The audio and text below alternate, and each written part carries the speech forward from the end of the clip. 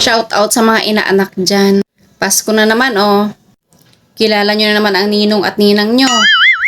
Pag nakita nyo, may pa-bless-bless pa kamo, may pa-kiss-kiss pa kamo. Pero pagtapos ng Pasko, wala na. Nakalimutan na lahat-lahat. May mga amnesia ka mo, haw? Kag sa mga nanay kag tatay dira gali ha. Tudluan nyo sang maayo ang inyong nga bata. Kay ang mga ninang kag ninong hindi ina Santa Claus ha, hindi na Santa Claus. Pangalawang parents yan ng mga anak ninyo.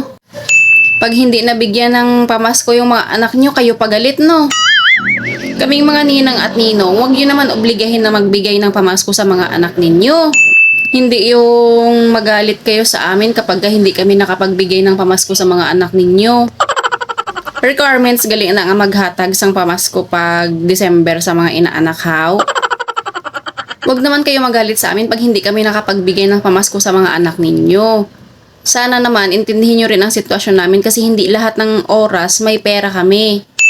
Binigyan mo ng 20, aragoy, galit na. Sa panahon ngayon, nakakahiya na talaga magbigay ng 20 sa inaanak. Magkalimutan na talaga kayo ng nanay ng inaanak mo at tsaka tatay ng inaanak mo kapag 20 lang ibibigay mo. Panahon kasi ngayon, ang requirements dapat 100 pataas, 100 pababa. Huwag ka na magbigay, magtago ka na lang talaga kaysa sa masira ang relasyon yung magkaibigan, no? Huwag naman ganun.